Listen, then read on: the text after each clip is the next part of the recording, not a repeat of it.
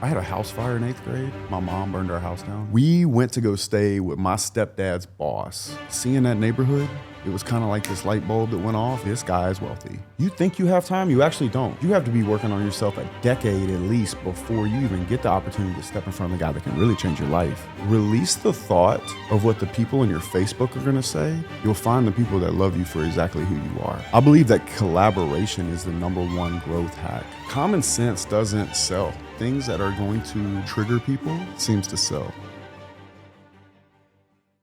Justin, you grew up in a pre-religious environment. What was that like? Probably about the same as it was like growing up in Salt Lake or in Utah. I have nothing against religion. I think if it weren't for religion, society would not be what it is today. Where I tend to disagree is telling young children that they're going to burn in hell over things that are most often happening to them naturally. So again, I cannot emphasize enough how much I do support religion where it fits naturally. But I think when you start indoctrinating children or giving them the fear of death eternally in fire, that it is a bit of a turnoff to me. Did that shape your beliefs around a lot of the things you think today? So meaning, I don't think so. No. I don't think so. Because my decision is going to come from objective truth because I'm an adult now, right? So any feelings that I have towards religion for myself, whether it's true or whether it helps society, hurts society, or whether it's not true, is generally coming from my own looking for myself. And I think that anybody who wants to figure out anything in their life, whether it's religion or the best way to go about building a business, let's say, they're going to need to look for themselves. Because if they can't look for themselves and have that conviction in their own heart, then they're really just doing it for other people. So kind of find that answer internally. Right. And you have to do that by looking and confronting it, even if it's scary. How did you go about doing that? I'm sure there's, at what age did you get to that conclusion, I guess I could say? And then how did you go about doing that? I think I had feelings towards how I currently feel about it after going through stints of deeply, deeply looking for it and not finding satisfactory answers. A lot of those conversations I've had, and I bet you've had some conversations like this, where it's you're not trying to disprove it. You're openly trying to have a conversation that ends with, well, you just have to have faith. And I'm such a literalist that that's always been a struggle for me. So it's actually put me on a journey, I would even say now, to try to find something that I can tie that belief to that makes sense to me logically. And I think that's probably my biggest struggle on that subject. Yeah, I think for me, when I was younger, I asked about 10 pastors what they thought, and they all gave different answers. And that I'm so open-minded that the more answers I got, the more confused I got. Because I was like, well, if you guys are all reading the same things or around the same area, why do you guys all disagree? And then it made it almost more confusing for me. And I think to your point, something you said that is really good for the listeners is at some point, I think you do have to look for yourself, because the more you ask other people, it almost causes more confusion. Because you're trying to justify where they're coming from. Like, well, yeah, he said that, and that's a good point. Well, that's because they're giving you their translation.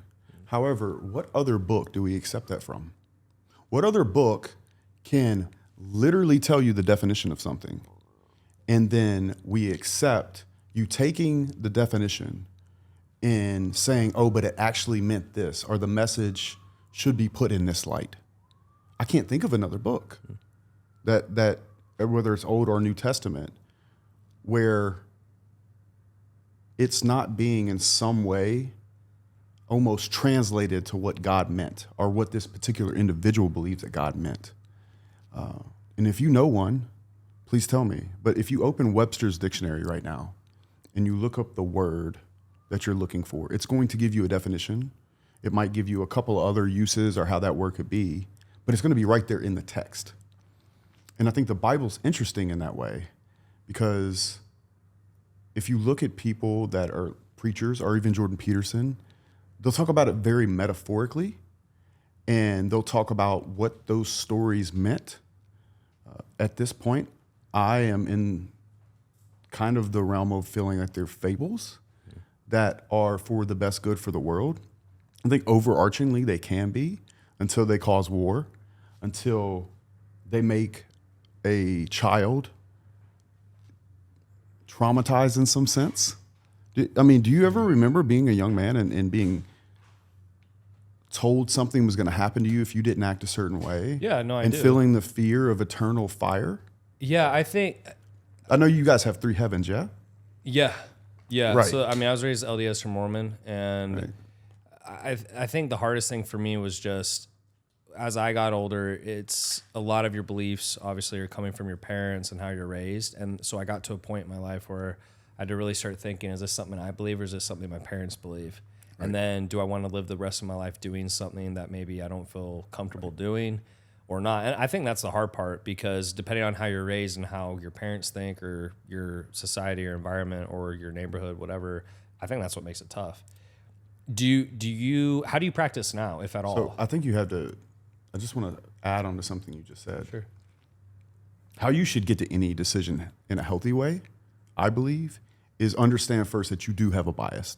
So as an adult, I have a bit more of a bias towards those aren't actual stories. I do believe that Jesus was a real man, but there's some things in the Bible, like a virgin having a baby. Or let's say a man that is hundreds of years old, able to wrangle up every animal on the planet, build a boat large enough to help, like to sustain it, and then farm at a level to be able to feed those animals for a period of time. That, to me, that sounds like a fable, because those miracles only happened 2,000 years ago. Where are these miracles now? So there's that. So I have that bias, right? So the first thing I do when I have any bias is go try to listen to the other side. If you don't like a presidential candidate, I think it's very healthy to go listen to someone who does not agree with you and you're biased, so you can listen for anything that you can find truth in. And then once you've done that, I think it makes a lot of sense to look at your life in the world that is literally in front of you and objectively observe the truth and reality. And that way you can confront your bias and what you've seen in your own life. And I think if you can do that, you can get to a healthy decision that makes sense. And some people, I think, I would even argue, will stay in religion not because they believe it, but because it makes them feel a part of something, or they think it's the best thing for their life or even their business, I hate to say. And one of the most annoying things that I think I see out there is someone that I think is grifting and making money off of God.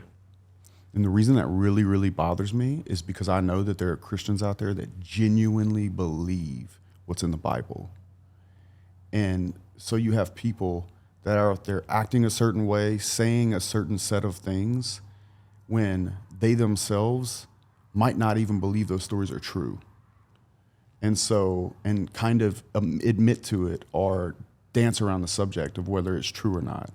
And I think grifting off of Jesus particularly and Christianity particularly and profiting from it at a high level while you wear a mask is the most disgusting thing you could ever do. Just because I know too many good Christians that actually believe it.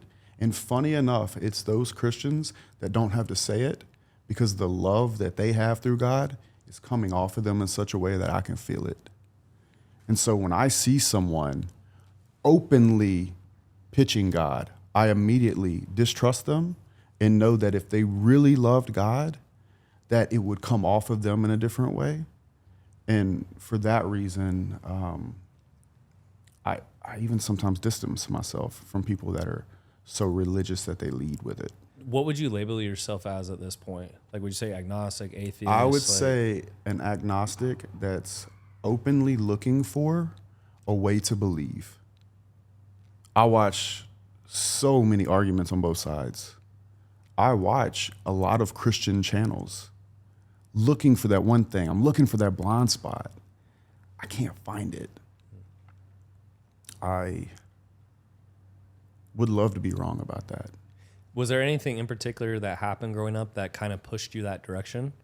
Like for me, for example, I grew up very, super religious and strict. And so I think sometimes if you're really pushed this way, you'll kind of rebound the other way? There's nothing in particular that happened to you? No, I wouldn't say there's anything that pushed me away. I mean, I've handed out sacrament meeting. I've also watched people speak in tongues and fall on the floor. Yeah. But as an adult, you look back and you're like, wait a second, I knew that individual. What was his life like? It's like so for me, it's, if I think about my childhood, it's, yeah, there were probably too many altar calls, and maybe there was a little bit of almost like the Santa Claus version of manipulating a kid, like you better act like this, but instead of Christmas presents, like you're gonna burn eternally in hell. I think that's a bullshit thing to tell a 6-year-old. You know what I'm saying? But looking back at those people that were falling all over the floor, some of these people, their lives were wrecks. And it's just, that's what I've seen in my life. And so I generally like to take advice from people I'd like to be like. And outside of that, it's the objective truth part that I struggle the most with. What did you think you were going to do when you grew up? Did you think you were going to be doing anything what you're doing now? Because No. I think your trajectory is very different. How so? Just the way I watched, you grew up in kind of, I would say, a conservative environment. You went on to play football. You were in Louisiana. Then you got into construction. And then a few years ago, you just got into social media, really. I mean, it seems new, right? And so... It's very new. Right. So, what did you think we were going to grow up? Because I thought I was going to play in the NFL, right? That's what I thought. Right. And I played football like you, et cetera. Did you think you were going to go down this path or have any idea? So I had a couple early passions. One of them was to be a country music singer. Oh, no. Yeah. When I was a kid in the 90s, hell yeah. So it was that, and I remember seeing a man in a suit one day, and I said, I'm going to be a businessman. Okay. Outside of that, an architect or an oceanographer, something I was very interested in, and I actually found myself quite interested in now. Maybe in the last 20 years of my life, when I've accrued enough money, I'd really like to help out in any discovery type area, whether that's uncovering the cities that seem to be under Antarctica, understanding more about the world while we're flying through space on a rock. Maybe that's Jesus. Maybe it is. But even if it is Jesus, I think the likelihood of us being the only life in civilization is mathematically impossible. And so I'm deeply interested in space and anything exploratory to get to truth. That's interesting. Yeah. And probably not the answer you expected. No, I wouldn't picture you interested. I mean, you've always come off to me as very curious, but that in particular is very interesting to me, that you'd be curious in that. Very much so. You got to play, obviously, some Division I football at ULM. When you did that, were you the type of guy who wanted to go to the pros or thought you were going to go to the pros, or were you there and it's like, hey, this is a stepping stone to get to the next place I want to go to? So I had already won. The reason I played football in college and not baseball, or I quit playing basketball. I was playing football, baseball, and basketball until I was a sophomore. Right, you're doing 3 sports. I was playing 3 sports. I was lettering. Yeah. But I knew that if I played football, I could leave my town. I could get out of there. I wouldn't end up working in the plants. And so it was like my October Skies, like the movie October Skies, where he doesn't want to work in the coal mine. I knew it was my ticket out. I wasn't that kid. I remember, you know how you'd always have those guys on your high school team and they were seniors? And they're just nerds, and they were just so. And it was the last game in your locker room, and they're like crying when they're taking their pads off. I'm sitting there, and I'm like, like it was transactional for me at that time. It wasn't the love of the game. It was. I've always been working on the man I want to become, and I knew that if I got a scholarship, I'd get the fuck out that town. And I thought that was the most healthy thing for me. I thought it was the best move for me. You understand? I make this decision in 2003. I graduate in 2005. YouTube is not what YouTube is now. Oh. If I would have been in high school when YouTube was a real thing, I'd have skipped college. I mean, you were even before me, so even for me, it wasn't really a thing quite yet. At least No, from what I remember, it was the pinnacle of what a young man could do in my mind. You know, and I think a lot of young men's minds across Louisiana, Texas, Mississippi, Florida, all across America. I think that sports are actually going to take a decline over the next 10 or 20 years. Interesting. Because I think that when you look at, I know when they ask high schoolers what they want to be, number one is an influencer. So some of these talented athletes might take whatever ambition they have towards being or having some certain type of status at school. It could go from a Letterman jacket to a legitimate platform. depending. And I think that's probably happening right now.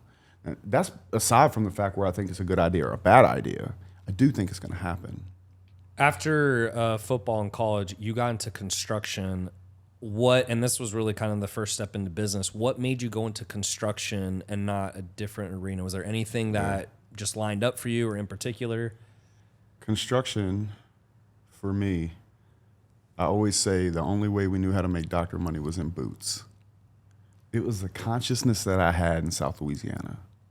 It was nothing more than that. I didn't know another way to do very, very well. Was that something you saw there? So guys in construction did do well?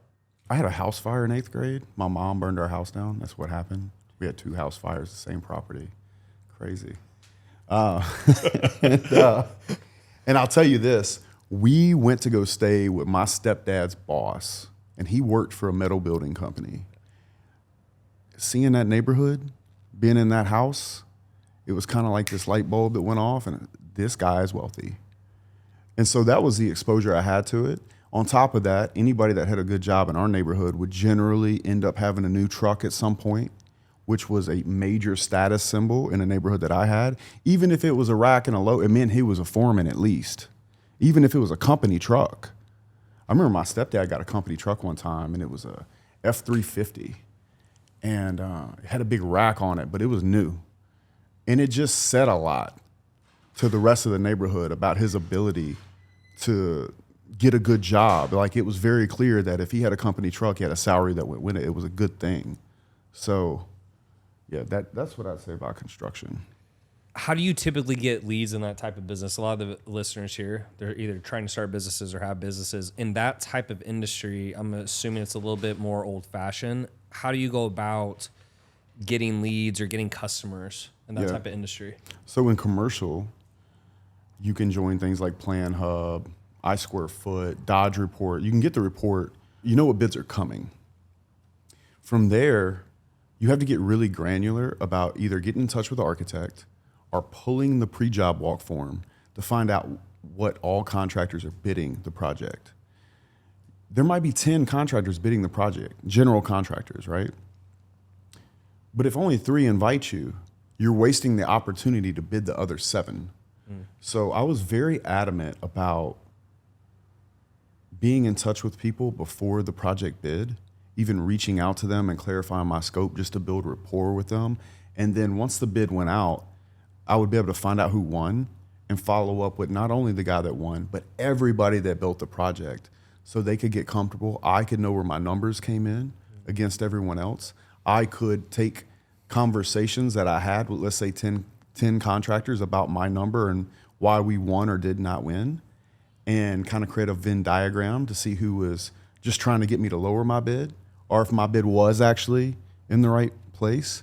And I think doing that follow-up process with general contractors when you want to become a commercial sub is something really, really good to do, especially in the beginning while you're building trust and rapport, because you have to remember, if they choose to use you, if they choose to issue you a contract, particularly in my situation where I'm the critical path, before that building is put up and there's a roof on it, the framers can't start.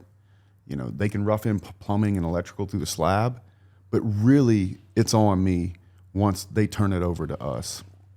And there's got to be a certain level of trust there. And they have to know that you have the ability to not only cash flow the project, but man it, hit the schedule, quality, safety, production.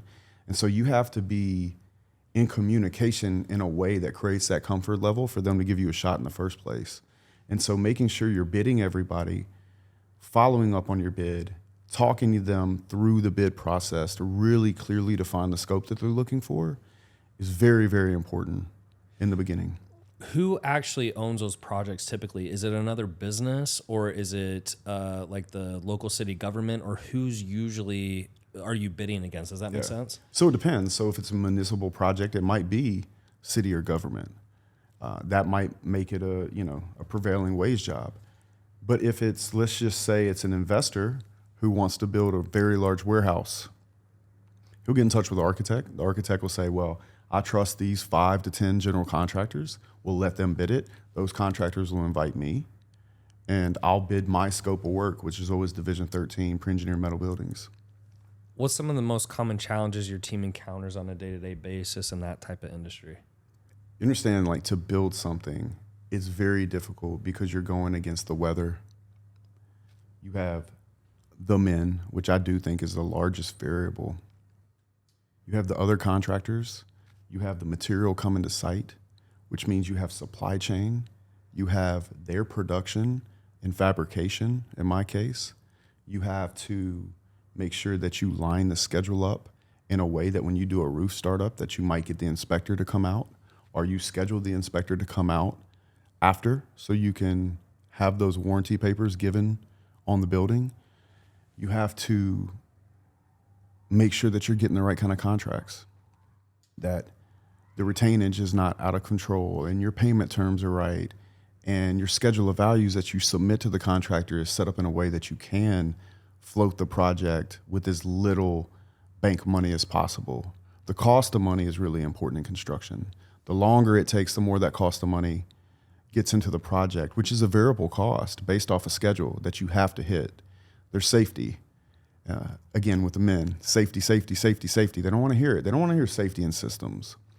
They don't want to hear, read the drawings exactly. Let's go over the set of plans. Oh, I've been putting up buildings for 25 years. Yeah, but the last building you put up was a new core, and this is a Varco Pruden building, and that's Spanish and that's Portuguese. They might be cousins, but if you don't pay attention to every little detail in construction, and that guy makes that same mistake on a 3-inch piece of mastic, but he does it for 200 feet down the building, then we're in big trouble.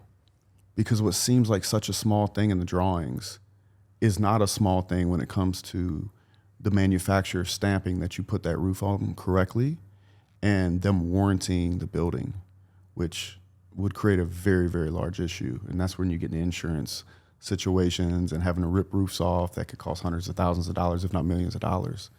And so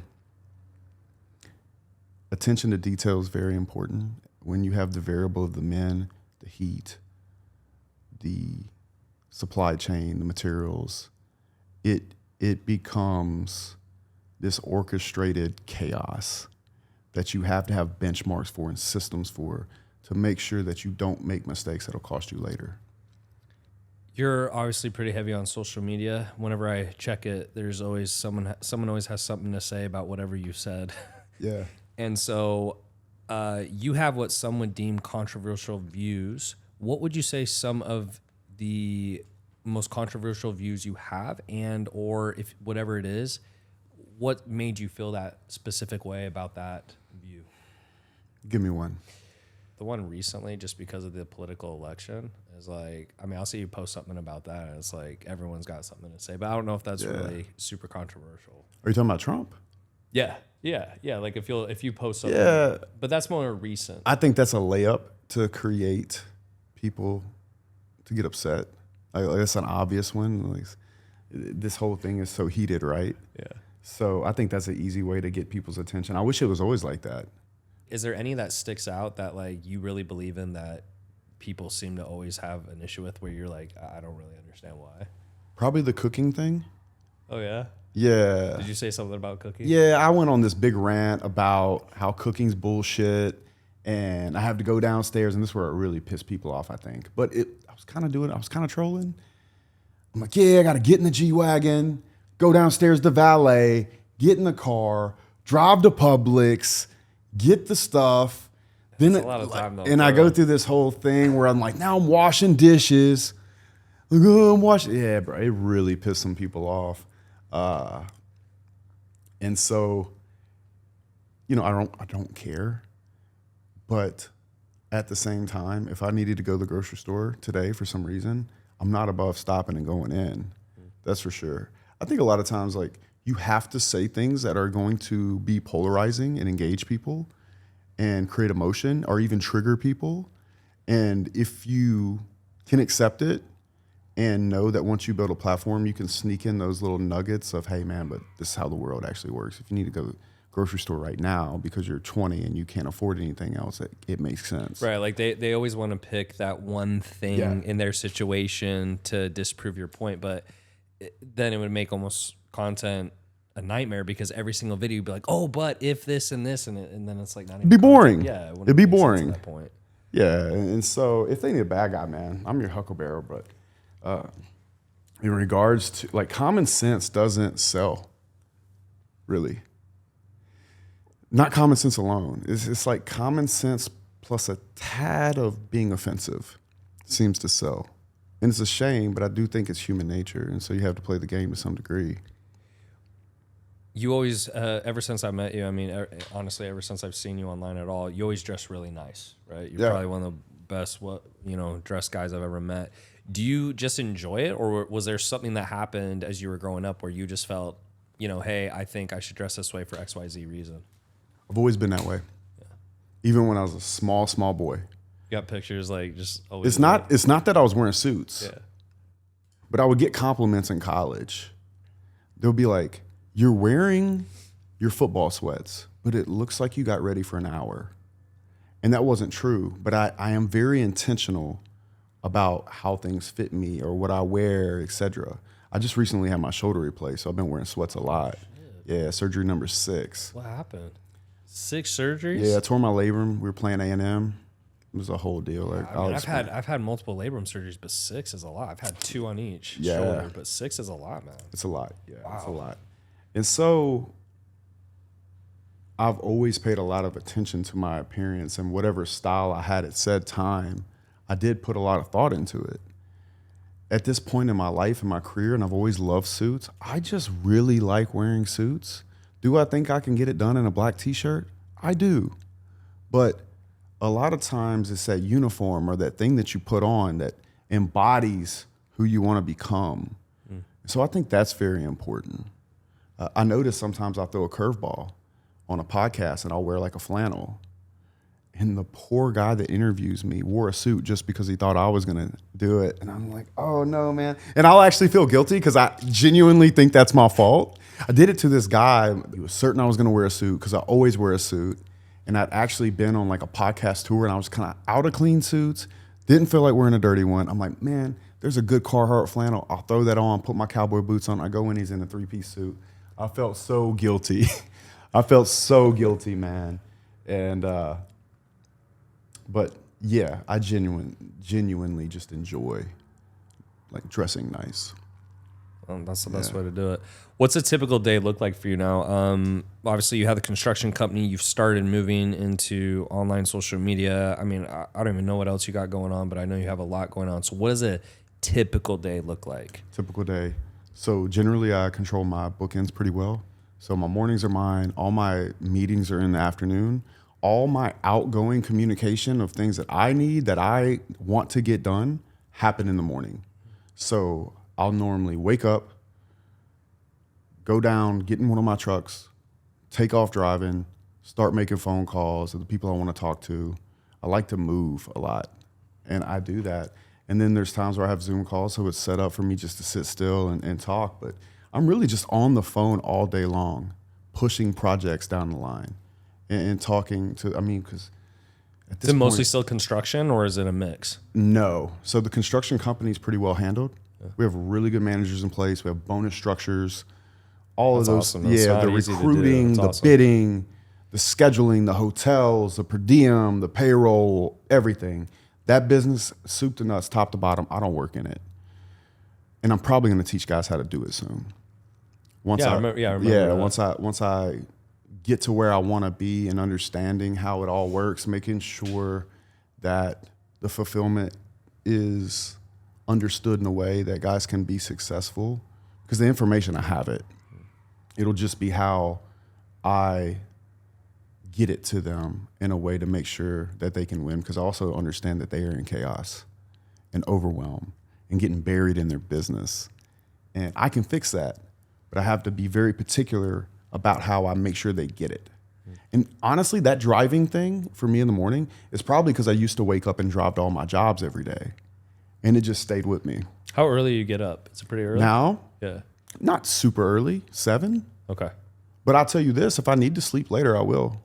I do stay up late and study. That's where I do a lot of my studying of economics and geopolitics, is at night. I use it to like slow my mind down. I love geopolitical videos, like understanding how America cooed or who colonized who. It's so interesting that you're interested in that to me. Yeah, no, I love it. Why? I don't know. It just... So basically, Tanner thinks I'm a meathead. No, That no, no. wears nice suits.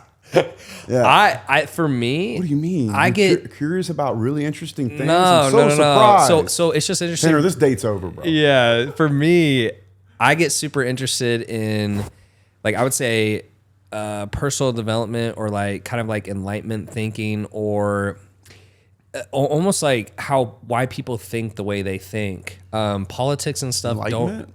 Yeah, like enlightenment, like crystals, enlightenment like a girl? Are you gonna ask me what my sign is? like Aristotle, or it could be Confucius, and I don't know. I get into that. Politics, not so much. I mean, I could see why you would get into that, but I guess I just didn't. That wouldn't be the thing I would guess. But it's not politics for me. It's how is the world going to move, and how can I get in front of the advantages that are going to be there. Okay. And history does repeat itself. And so I like to watch things about why certain countries fell. That way I can really pay attention to, because you hear a lot of noise. Oh, the dollar's going to fall. Blah, blah. Yeah, okay. Well, let me go look at the last few countries that fell. Let me dig deep into their history and see what it was. Okay. You know, was it what happened to the Dutch, where they bet too much on their biggest, income stream? Or is it going to be like a situation where a war happens and the new winner takes all? Like, what's going to happen? And so for me, it's understanding all the ties that these countries have. So when I see that big scare tactic come out in the news or online, I can objectively make a decision to whether I think that's true or not with some data that I can trust because I looked for myself. You always seem very thoughtful to me too, where it seems like you think a lot before you either form an opinion or maybe even sometimes before you say something, which I think is a good thing. But I find it very interesting because that's how it appears to me. Is you always seem very thoughtful about what you say and how you say it, which I think is a great skill. What's really important to articulate your thoughts in the best possible way you can, and even consider that even sometimes using big words is something I try to avoid doing. Not so much because I can't look it up in a dictionary and put it into a sentence, but because if it doesn't translate or come across to someone that's taking it in and they have a word that they don't understand, then I could lose them in that point. And so to be very clear with my words, very direct with my words, and not overcomplicate them, I feel like more people can hear it. And isn't that the point in the first place? Yeah, is there something that you did that helped you get better at speaking and forming thoughts and things of that nature? And is this recent, or has this been something you've been doing for a long time? No, I mean, obviously I've not been on podcasts for a long time. I never did a whole lot of public speaking. I always seemed to find myself in a leadership role, either on a team or in a business or in a group. So maybe at some point in there, I did well, but I'll tell you something funny. I was very famous at recess in high school for freestyle rapping. It's about the time 8 Mile came out, so freestyling was kind of popular. And I used to tear people's ass up at recess in rap battles, and on the bus on the way to football games, and in the locker room. And so maybe in some way, I feel that doing podcasts is like, and especially for me, because of some of the podcasts that I go on where they're going to come at me with a topic, maybe about NATO or something like that. It's like, close your eyes, reach in the bucket. They're going to pull out any subject from male and female dynamics to geopolitics, war and history, and you have to now rap on it. Go. By the way, don't screw it up because it will be a negative clip. Right. Or it could be a banger. Well, what do you get the most of? Is it usually men and female dynamics, or what are the questions you get the most? It's somewhere between business and male and female dynamics. Yeah.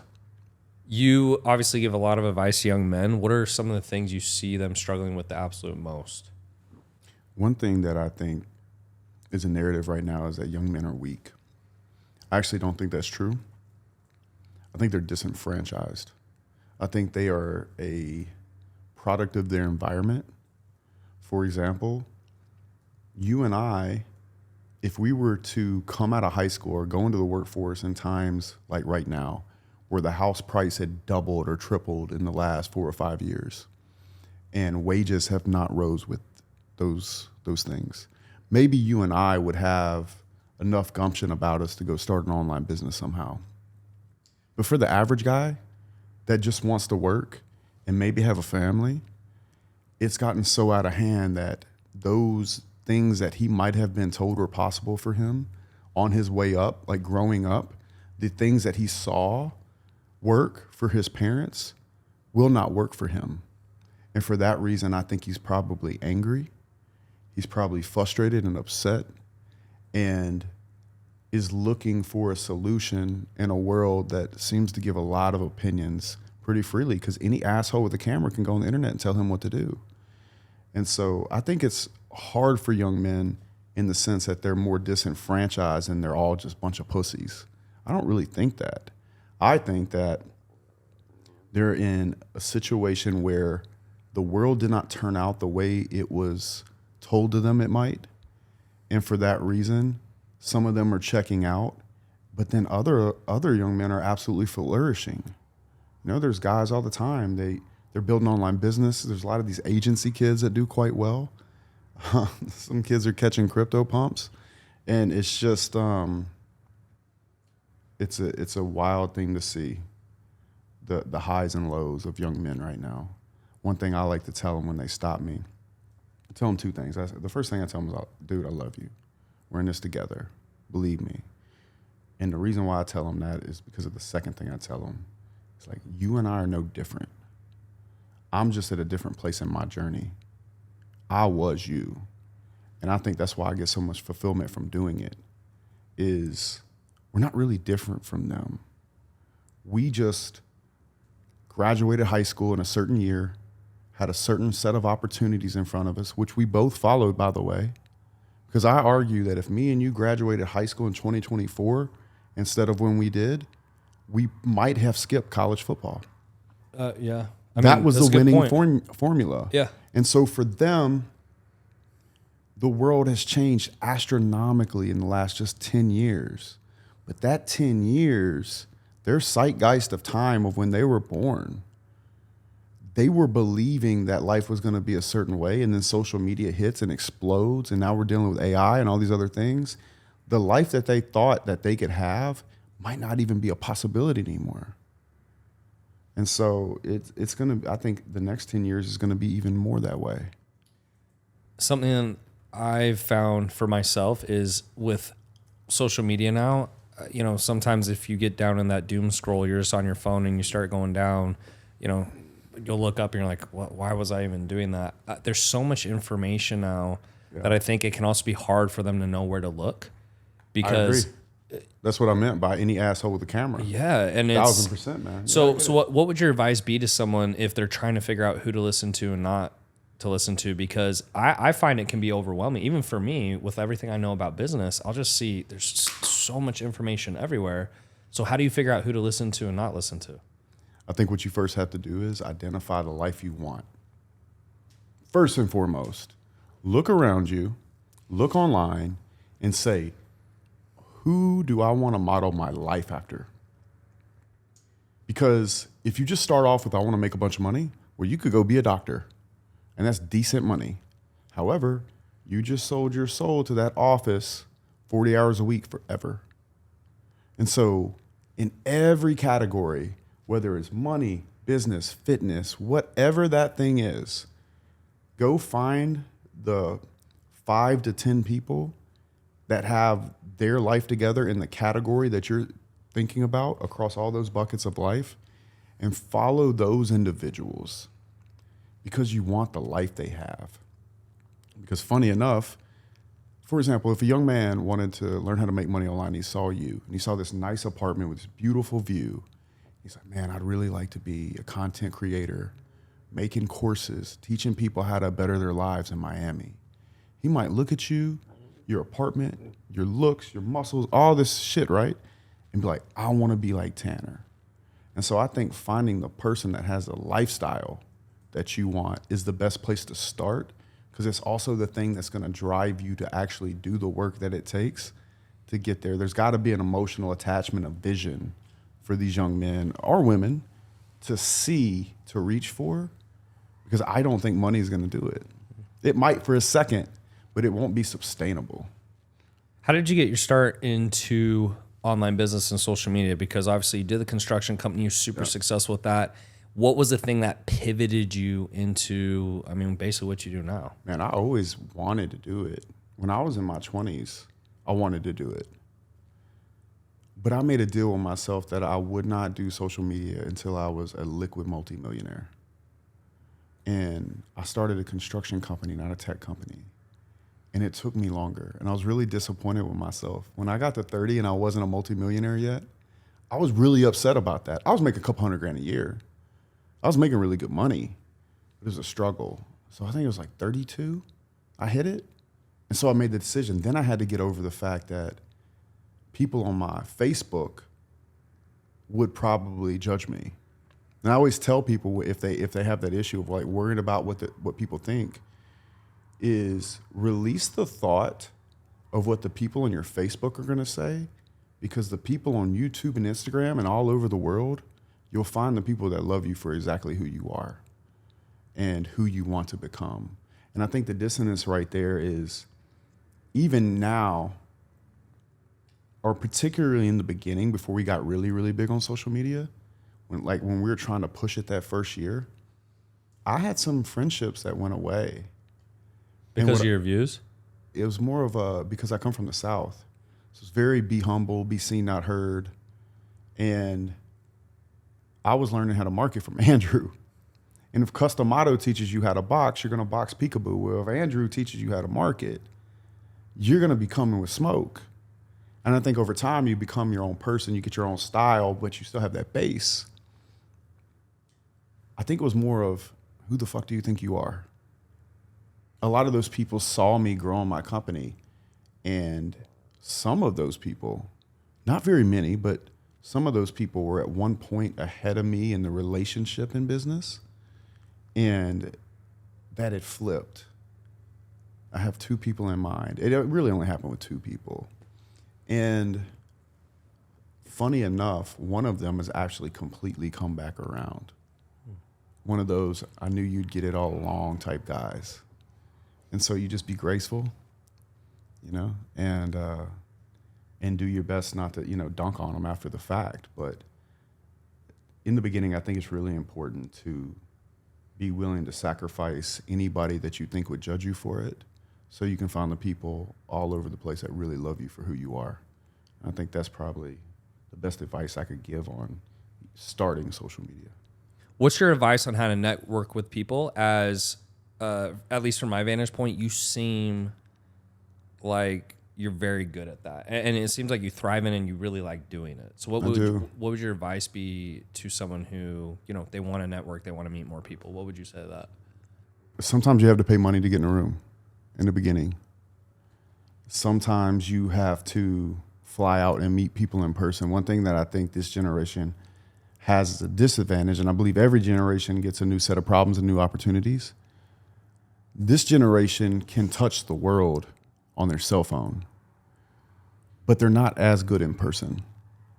And so I really like to take the advantage of, if I'm going to do a podcast, coming in person if possible, especially for the bigger ones, so I can actually build a friendship and rapport with the other individual. And generally what happens when I do that is they say, have you been on this podcast yet? You should do this guy. Have you heard of him? And in the back of my mind, I'm like, fuck yeah, I've heard of him. Like these things kind of happen. And so I think that networking in the traditional way is very powerful. And in the moment itself, I think one of the most important things you can do to network with somebody is to completely be there, asking them legitimate questions that legitimately interest you, and have them go deeper and deeper on those subjects. People love to talk about themselves. The trick and where I think people get messed up is they go down rabbit holes that are either obvious or they don't even have interest in. So their ability to actually be interested does not come across as genuine.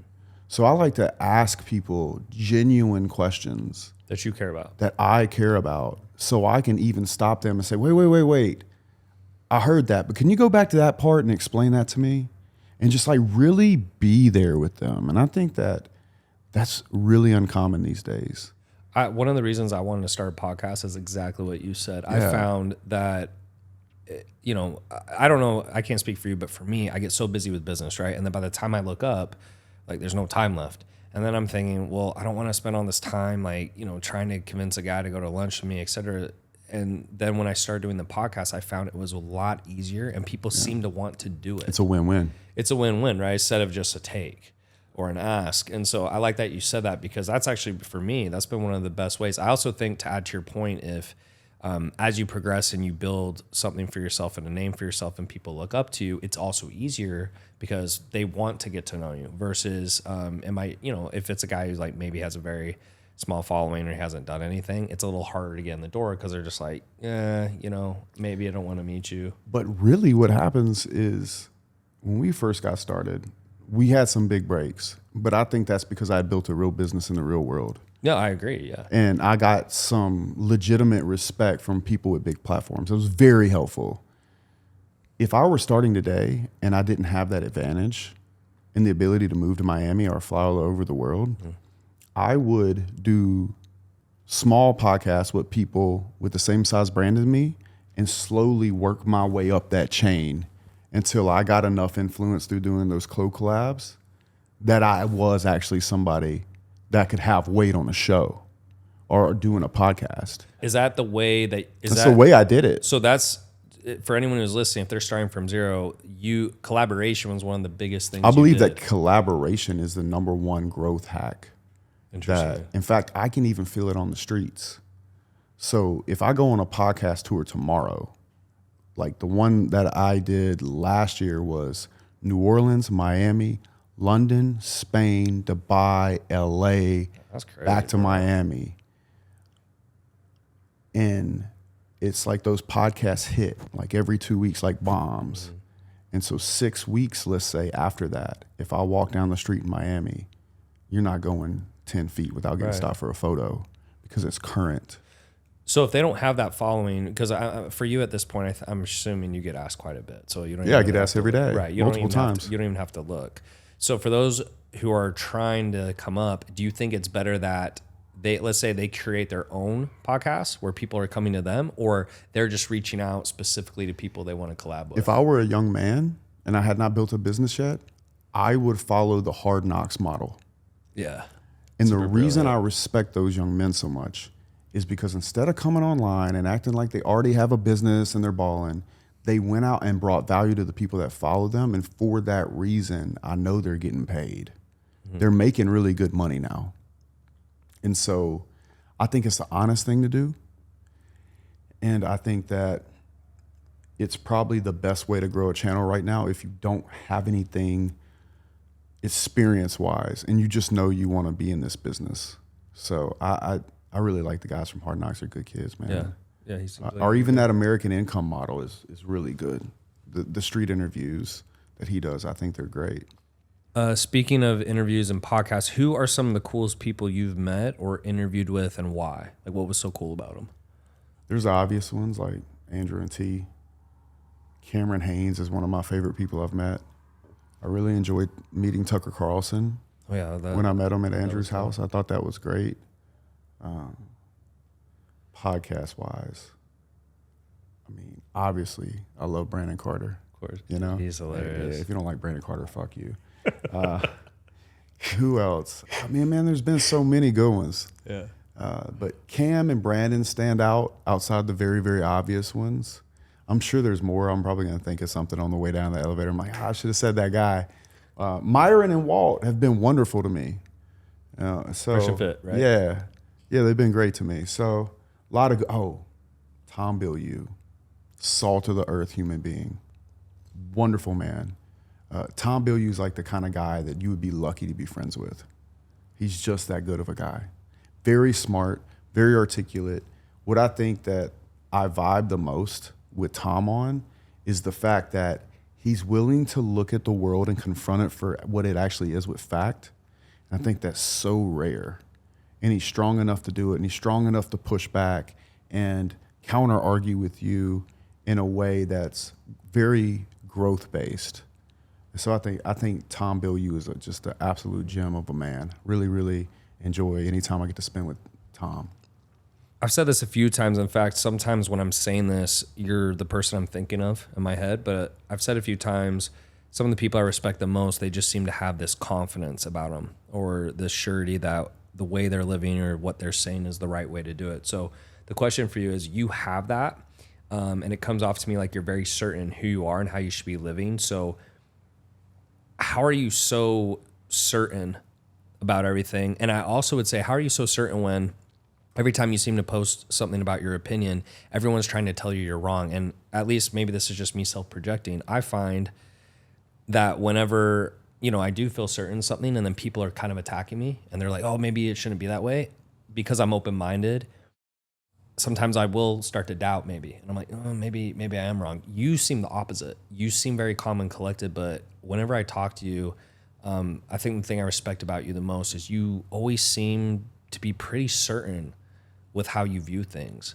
And so I'm curious, how does that come about? Like, how are you so certain about the way you feel and think? So if I come out with an opinion and I'm very certain on it, you can bet your ass that I have studied the counter opinion. And I've considered it, and I've taken it in, and I've looked at it at every angle and looked for every blind spot of mine. So it's actually through the work of looking at the other angle, listening to the counter opinion, understanding I had a bias from the beginning, listening to anything I need to listen to support my bias, but then going and listening to the counter argument. And then from there, I take my life's experience and look objectively at the world and say, okay, this is how I feel about it. This is what I've read. This is what I feel. This is what I've experienced. This is what I have seen. And I take that and deliver the message in a way that is complete truth for me. And if I can't say it with conviction, then I might not say it at all. So that's how. I think you told me you signed up for War Room a few years back, I want to say. Yeah, 2019. 2019. What was the reason you signed up for that? I was living in Louisiana, and I didn't see, I could not experience anybody that I believe saw the world the way I did. And so when I heard Andrew talk for the first time, I never forget, I was laughing and I punched my steering wheel on my Ford, and there's still a dent in it to this day. I still own this truck. And it was just because I was laughing, because he was saying things out loud that I've been saying to people for years, and people were looking at me crazy. And it was very refreshing to me to know that there was at least one other human being out there, not only that felt the way I felt about these subjects, but was saying it very loudly. And I appreciated that. And so I joined the War Room. I bet it wasn't a week after I saw Andrew on Richard Cooper's podcast that I joined the War Room. Yeah, something interesting to me is you've seemed to have a really just fast trajectory. You're well-spoken, you're well-liked, I would say. You've really kind of blown up. Did you think that was ever going to happen, like where you'd be almost like a star pupil with them? Because obviously they've had probably 1 million students, and out of everyone, you seem to be the person that I recognize the most, that they've taken a liking to, I guess you could say. Did you ever think that was going to happen? I never really thought about it like that. I didn't have an expectation so much. In short bursts, I saw opportunities and took advantage of them. When it comes to the boys particularly, one thing I'll say is that, I shook their hand, I looked them dead in the eye, and had real conversations with them. And to some level, I think that helped. But then also, they taught more people than me, substantially more people than me, the same game. I think I was just most ready for it. That's what I tell young men all the time. It's like, you think you have time, you actually don't. Because you have to be working on yourself a decade at least before you even get the opportunity to step in front of the guy that can really change your life. And so if you're going to get put on by him, you damn better be ready. And that's fitness, money. You have to understand too, it's like when you meet somebody and they look at you and you've taken care of your fitness, and then they're like, hey, do you want to split a private jet and fly across the world? If you're not ready for it, then you're going to disqualify yourself from that group. And so I was confident in my ability because I waited and built out the person I was before I tried to come do this. And we're always growing and evolving, but I think there's a base level that should be there, particularly if you're going to give advice. And I was ready for that moment. And it showed up again and again and again. I got on these podcasts and it was just bars. And then we just kept pushing to grow it.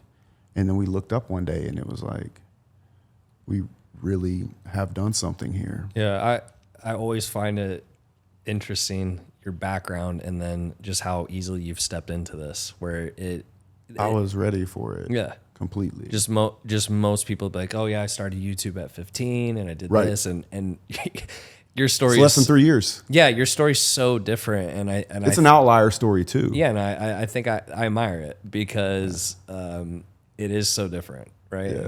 And there's a lot of stories behind it, and a lot of crazy days and nights and flights and. Well, and on top of that, you've had. I mean, how long have you had a family now? Your kids are how old? 2. Emery, is 2, and Eva's 1. So I guess somewhat recent. Yeah. I think even on top of that, just even with the construction company, the fact you stepped out, like it's different when you have one business and then you have a couple businesses. Right. I think even all the travel and stuff. And even through that, we've bought over 450 doors in real estate. I know. In that time frame. Yeah. I think it. Like, I would be curious to watch you for a week and just see how you operate with your time schedule, because I think you have a lot of demands on your life at this point, more than the average guy. And so I find that interesting as well, because you just seem so calm and collected all the time. Yeah. And I think it's probably not that easy, but it seems easy to you. This is what I would tell you.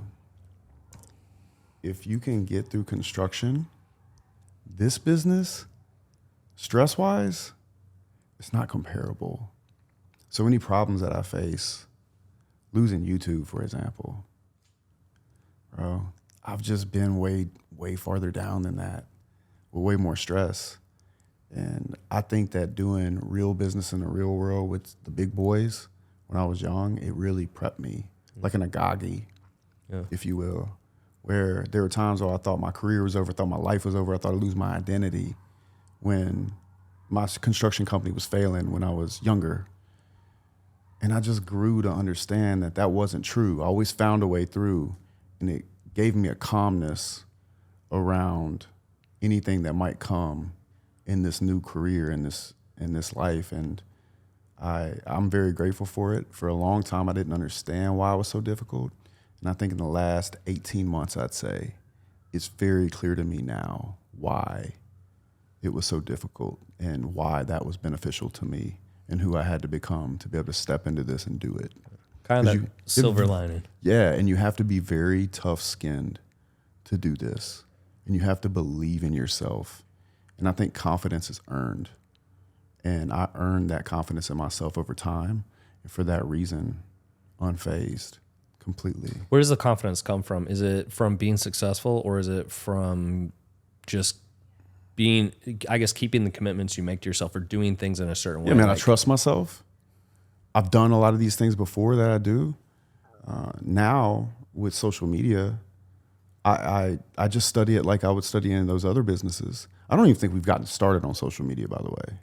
I wouldn't say that I really started paying attention to it a whole lot outside of doing the networking and the podcast until probably the last 3 months. Well, and where are you the most active on? Because obviously YouTube's gone. And by the way, to this day, I've still never met anyone who got YouTube back. I don't know what it is about them. Facebook, Instagram, Twitter, you get it back. YouTube, for whatever reason, you can't. I did get it back, and they took it down again. Oh, so you did get it back. I did get it back for about a month. Like your Instagram, you don't post a ton. So I'm curious, like, where are you the most active? Is it Twitter? You want to hear a really interesting stat on me? Of course. Go look up somebody you know that has 1 million subs and look how many posts they've made. I know your posts are like, you've made like 3 posts, man. It's like nothing. I don't know. It's like, and when you do maybe post, 70 it's like an atom bomb. I've seen it. Yeah, it's an interesting stat. And I told myself, I'm like, bro, you should post to Instagram more. I don't really get on Instagram a whole lot. I know. Like, people are like, did you see my post? Did you see my story? Like, and my response is, I'm an adult and I'm doing shit. Like, it's literally, they're like, did you see my story about this? I'm like, no. I didn't. In fact, I get angry because sometimes my hand slips and I watch somebody's story, and then the next thing you know, they're like screenshotting it and put it on their story. That you saw Like, it. circle it. I'm like, fuck. I'll call and yell at Thomas because he's like the one person that can be in my inbox. I'm like, did you watch somebody's story on my profile? Because I'll see it and they'll tag me. Jay Waller's watching my stories, and I'm like, fuck. Some fucking somebody I met like 5 years ago or on act, whatever.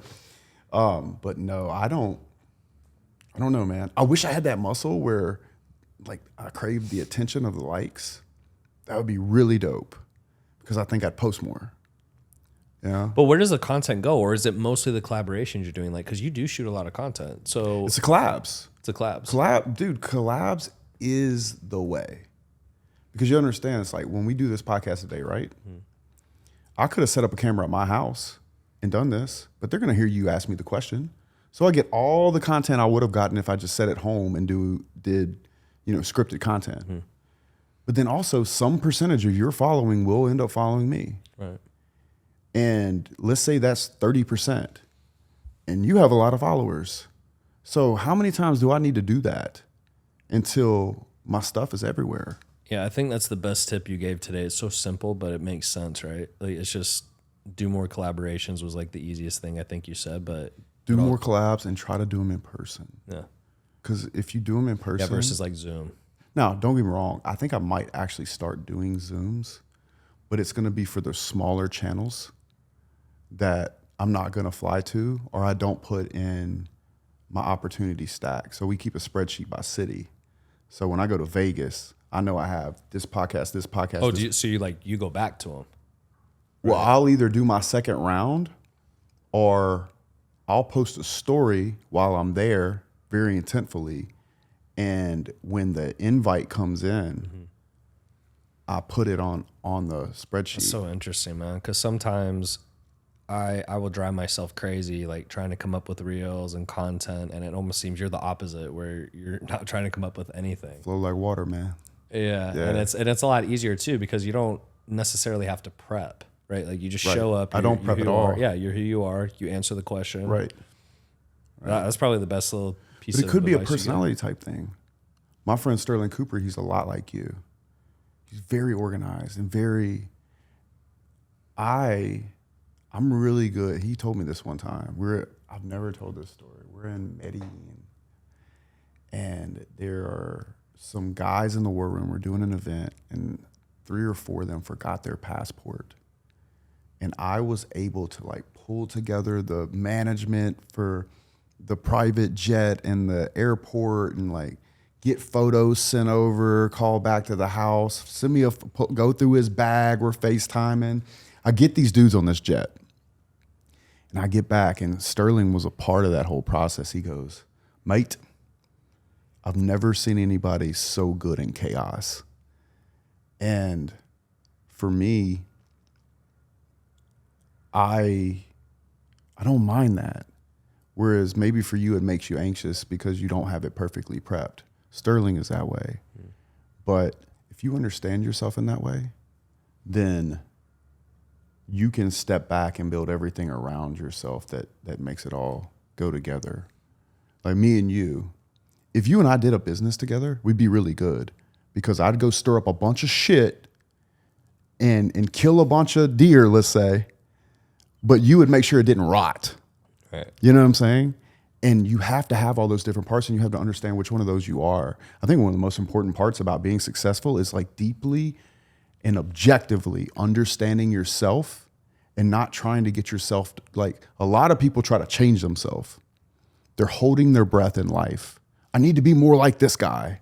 Why don't you just find a way that inspires you to do the thing to get that result, or hire it out, or create a system that works for you so you're not holding your breath all the time and you can get all of the energy and the things that you have of value to the world inside the framework of what works for you, because consistency is the number one thing that is going to get you results. So solve for yourself and what it will take for you to be consistent. If you can solve for that and objectively look at your strengths and your talents and objectively make your decisions based off that hand you're dealt and how you are, what you have energy to do, you'll be substantially more successful than the person that is always trying to change. You've shifted my perspective a little bit too, because with my businesses, I'm always so busy. So sometimes, well, I know I do. People, if they do ask me to do a podcast or a collab, I usually say no because I'm too busy. And you're kind of doing the opposite. And I think that's very interesting. And that's also why I enjoy these conversations, because it kind of challenges me to think differently sometimes. You talked a lot about, I think you dropped great game for the listeners for growing their social media collaborations. That I thought that was brilliant. What are some of the habits or practices that you found the most helpful for personal or professional growth, whether that be going to the gym or reading or whatever? Like, what are some core things you've done that maybe someone could pick up that you think could help them progress? I've always said that going to the gym is the most important thing. I'll never get off of that. It does so many things for you personally. And it's one of the only things that you can have as a habit that you get to take with you everywhere you go. You could be the richest guy in the room. Nobody will know. You could be the best violin player on the planet. Nobody would know unless you had a violin in your hand. And where's the opportunity to actually show those two things? You could show it in ways, but fitness, it's objectively there right in front of you, clear as day, and you get to take it with you everywhere you go, and people think you're smarter. They see that you have discipline. You're more attractive, which gets you more deals in business. Aesthetics matter. It's one of the highest return on investments possible. So fitness, right now for me, it's physical therapy. I haven't worked out in 5 months. But Really? yeah, 5 months. That's crazy, bro. Yeah, the rehab, it's an 8-month project. You're that big still. Yeah. That's crazy. Yeah, but I never took any steroids. Like, it's just mature muscle. And that's one thing I used to tell myself when I was younger. It's like, I would say whatever my pump is today will be me regular tomorrow. And then if I get to point, like the peak of what I want to look like, I always have it. And that might not be true because of muscle atrophy or age or whatever, right? But to believe it and then to keep a very tight rope on how far you'll get away from it does make it substantially easier to keep. It's easier to keep it, I think, than to get there. To get there, you have to have this very forced effort to get the, especially if you're trying to put on muscle. But to keep it, if you have very tight expectations of what you're going to look like, I think is easier, because you've built a good base and you've built good dietary habits. It's normal. Like I fast every day, right? It's not hard for me to eat tonight and then just go to bed. Is that the best way? No, but I know myself and I know that's what I'll do consistently. So if it's 80% as good as the guy that says to eat at 6 o'clock, stand up on your head and drink raw eggs, well, then I'll take that. Thanks so much for coming on the show and dropping all that knowledge and gems that you've obviously accrued over the years. If people want to find out more about you or work with you, where's the best place for them to go? Yeah, send me a message on Instagram. It's Justin Win Waller 7, JUSTIN WIN Waller WALLER 7. We also have a daily newsletter where we send out a lot of lessons I've learned, either the easy way or the hard way. And I enjoy sharing those daily on the newsletter. So find me there. Awesome, man. Thanks for being on the show. Bro, I'll shake your hand, but Oh, I forgot.